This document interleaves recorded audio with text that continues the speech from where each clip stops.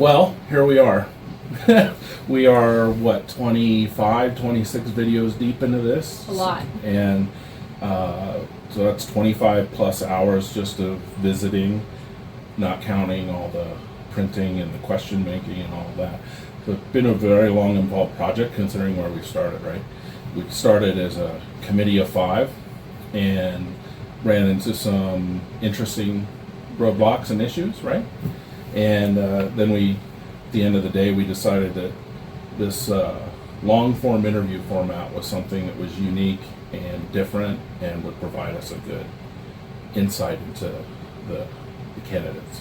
Yeah, I mean, I think it was fantastic. I was a little doubtful when we started. I thought, will these candidates actually say, like, yes, video me for an hour? But almost everyone said yes, and I think that was really fun. Yeah. It was a lot of work, but I think having the opportunity to really dive beyond, I think, the traditional 3-minute political spiel, I think was really fantastic. Yeah, and I think some of the candidates really hit home on that part, that they were very surprised that they were going to be able, like at the beginning of the time, that they were actually going to just be able to talk. Right. And share what they wanted, right? And then by the end of the video, they were like, wow, this is pretty amazing.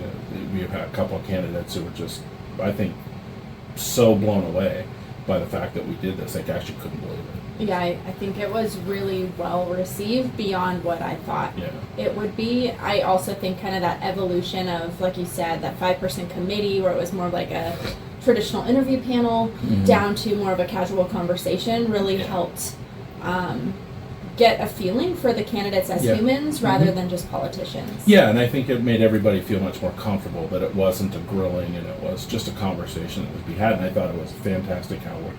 And so I think we kind of met the purpose so far. We've got, 2 to go, but I think so far through this process we've really met the purpose of doing these videos, which was to introduce the candidates to the public in a way that they probably have never met them before.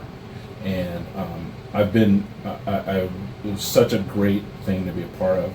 So, and I think it's going to help the people that are on the socials and our web. And I actually, when Ray talked about last night about how many people we actually reach, that it was more than I thought.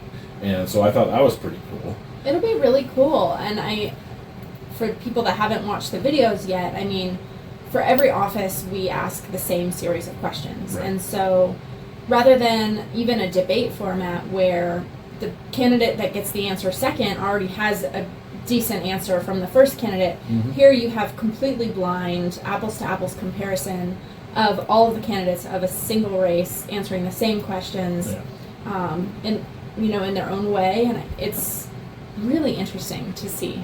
Yeah, and I think that because of that, the way we did it, it was completely unbiased. We didn't have an agenda, and I think that showed to the candidates and that put them at ease real quick. I think that hey, they're not trying to get anything out of me. They're just asking solid questions about the job, and more than half of them, I think, probably said at one point through the time with us that the breadth of which we covered, the breadth of topics that we covered, was pretty intense. It was a lot. I think, these elected positions cover such a wide variety of topics. I don't know about you, but I didn't expect each candidate to have the right answer for everything from water to land use to transportation to whatever.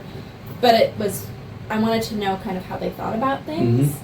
And so having all of those topics, it also gave us a chance to see where each candidate was really strong, where some are really strong in natural resources, others were really strong in housing or healthcare. Yeah, and the viewers, they'll see how I think maybe they don't all have an exact specific agenda for a specific topic, but at least they get to see their thought process. How are they going to approach a problem? And while most of them had very specifics on, like you said, certain topics, well, I'm going to do the X, Y, and Z for water, or I think we do, ABC for housing. But in general, as they talked about things they didn't know so much about, they did give us an insight into their thought process, and you could kind of see the wheels turning, and then mulling over, and well, how do I approach that situation? And I think that's beneficial too, because nobody is an expert on everything involved in They these just jobs, can't be, right? And we've talked with several people before about the treasurer position, for example, itself, and how you and I were completely unaware of what the treasurer did, and then to hear two candidates talk very in depth about, but they were clear that they were very different paths that each one followed in their lives and careers, but each one was very good about discussing and explaining their points. Yeah, if y'all watched that video on the treasurer, we had to revamp our questionnaire on the fly, and it was a good learning for us too. So, yeah, I mean, I think, and the candidates too, you could tell when candidates knew their role because they helped the conversation, right? Through telling us what they were going to do in office. Yeah.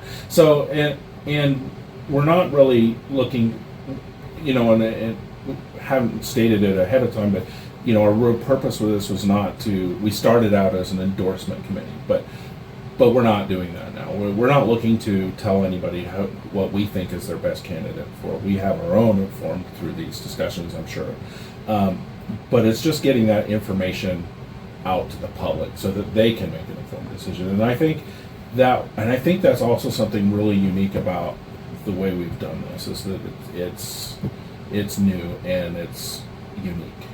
It really is, and campaigns are expensive and take a lot of money in the political machine, and some of the newer candidates have less money and less expertise getting some of these big events, and so being able for us to provide a platform for every candidate to share their story, I think is, like you said, I don't know if it's been done before, but I think will be really helpful for the voters. Yeah, I think it's going to go down.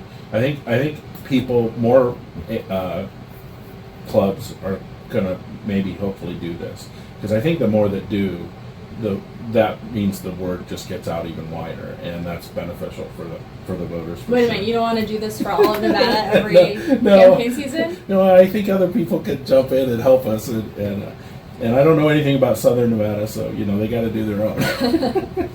So I think, as we've discussed, the candidates I think all received them very well, and I think they were really effective in what they covered and how they covered and over such a thing. And then I think just one of the biggest reasons that we did this also is because, as many candidates have said, this is a off year, and voter turnout is going to be everything. And it's super important for candidates or for the public to maybe find a candidate they like, and that's who they want to vote for, to maybe get them out to the poll, right? And if they get out to the poll for one candidate, maybe, that's a good chance we'll get more Republicans elected, I think.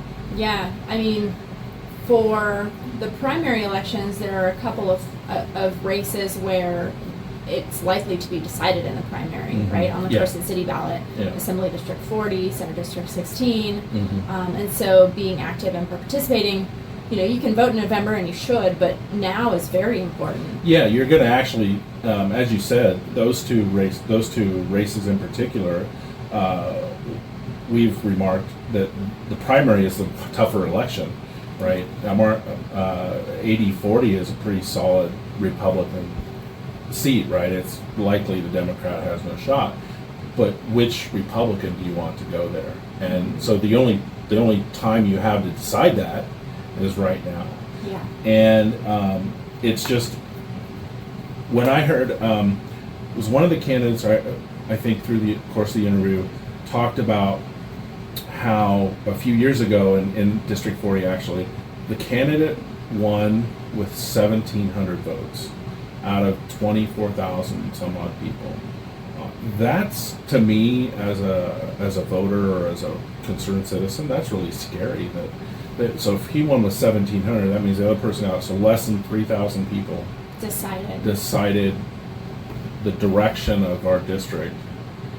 Yeah, and I mean, I hear a lot of people say, like, I'm disenfranchised, or we've heard people say, well, my vote doesn't matter, or I'm such a small percent, but one vote out of 1,700 is a huge Yeah. magnitude of playing a part in the future of Nevada. Yeah, and we've had this go round, but we've had like a county commissioner last go round was less than 200 votes, or around 200 votes. So the more local the election and the less voter turnout, the more your vote actually counts. It becomes kind of more than one in a way, because it's a multiplier, and you don't need a whole lot. So it's huge. And so again, why do we do this? To get people excited to go out and get out there and vote, so that we can have an actual fair election of people evaluating candidates. Yeah, and I guess I'll just add that, and you and I have talked about this in terms of the general election, rural Nevadans, in particular rural Republican Nevadans, our turnout could shape every state race that there is in November, from treasurer to controller to governor. And so making sure, like now, you're learning about the candidates, you can talk about them, you can tell your friends, you can participate.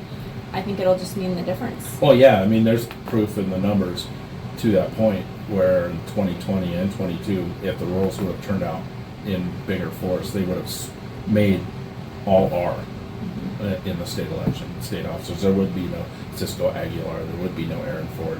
It matters. But the rurals didn't turn out in those elections. So it's, whatever we can do, however we can facilitate people getting out to vote, I think is good.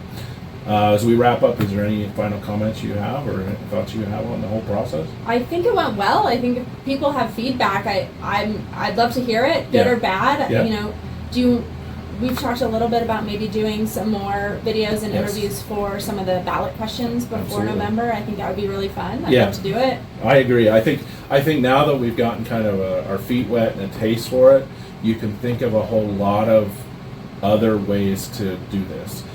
As the questions themselves, and just whatever topics come up about the city or about the county or we could actually get people in and sit them down for a long form interview and discuss all this stuff. So I'm looking forward to the future, to doing this more and more and more, and getting it out to people. Me too. All right.